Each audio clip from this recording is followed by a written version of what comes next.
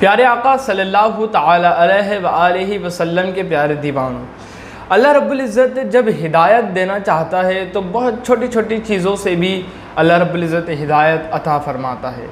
حضرت بشر حافی رحمۃ اللہ علیہ، جن کو آج زمانہ یاد کرتا ہے اور قیامت تک ان کا ذکر باقی رہے گا، کیا آپ جانتے ہیں حضرت بشر حافی رحمۃ اللہ علیہ پہلے شرابی تھے، اور ایسے شرابی کہ شراب کے نشے میں، شراب کی مستی میں کہیں بھی پڑے رہتے تھے۔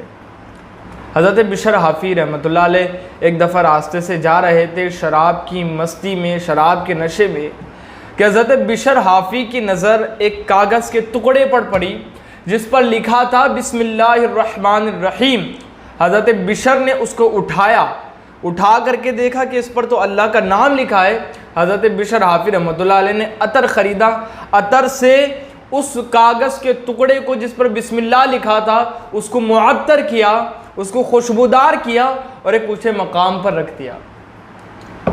اللہ اکبر۔ ایک اللہ کے ولی تھے اس زمانے میں، ان کو خواب دکھا، اور خواب میں کوئی کہنے والا کہہ رہا تھا کہ بشر کے پاس جاؤ، بشر حافی کے پاس جاؤ اور ان کو میرا سلام کہنا، اللہ اکبر، اور ان تک پیغام پہنچانا کہ او بشر، تو نے میرے نام لکھے ہوئے کاغذ کے ٹکڑے کو پاک کیا، اس کو معطر کیا، اب ہم چاہتے ہیں کہ تو پاک ہو جا اور ہم تجھے پاک کر دیں گے۔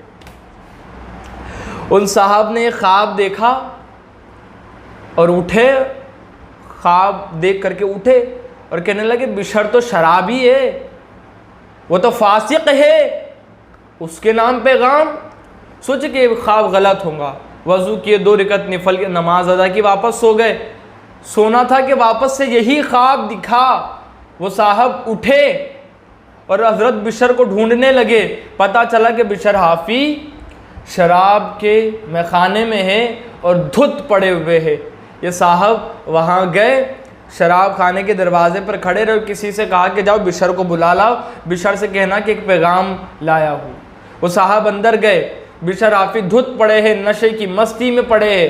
بشر حافی کو انہوں نے ہوش میں لایا اور کہا کہ تمہارے نام پیغام ہے، کوئی پیغام دینے کے لیے آیا۔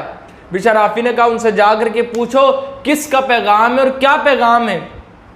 وہ صاحب نے کہا کہ بشر سے کہنا کہ تیرے نام اللہ کا پیغام آیا ہے، اور اللہ رب العزت نے کہا بشر تو نے میرے نام کے لکھے ہوئے کاغذ کے ٹکڑے کو معطر کیا، اب ہم تجھے معطر کرنا چاہتے ہیں۔ تو نے اس کاغذ کے ٹکڑے کو پاک کیا، اب ہم تجھے پاک کرنا چاہتے ہیں۔ اللہ اکبر۔ بشر حافی رحمۃ اللہ علیہ نے جب یہ پیغام سنا، سچے دل سے تائب ہوئے، سچے دل سے توبہ کی اور اللہ کا ایسا قرب خاص، اللہ اکبر، پایا اور منصب ولایت پر فائز ہو گئے۔ ایک کاغذ کے ٹکڑے پر جس پر اللہ کا نام لکھا تھا اس کا بشر حافی نے ادب کیا۔ آج زمانہ بشر حافی کا ادب کرتا ہے۔ بشر حافی چپل نہیں پہنتے تھے۔ اچھا، حافی جو کہا جاتا ہے وہ کھلے پیر رہنے والے کو کہا جاتا ہے، ننگے پیر رہنے والے کو کہا جاتا ہے جو چپل یا جوتا نہیں پہنتا۔ بشر حافی سے کسی نے پوچھا بشر حافی چپل کیوں نہیں پہنتے ہو، ننگے پیر کیوں رہتے ہو؟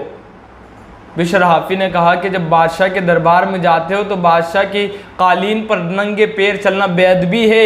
میرے مالک نے کہا کہ ہم نے زمین کو تمہارے لیے بچھونا بنایا، مالک کے بچھائے ہوئے بچھونے پر بشر حافی چپل یا جوتا پہن کر کے چلے گا؟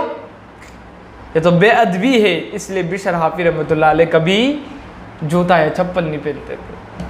تو پیارے آقا کے پیارے وہ اگر نوازنا چاہے، وہ اگر ہدایت دینا چاہے تو وہ کسی بھی طرح ہدایت دے سکتا ہے۔ اس لیے پاک ہے وہ ذات، عظمت والی ہے وہ ذات، قدرت والی ہے وہ ذات۔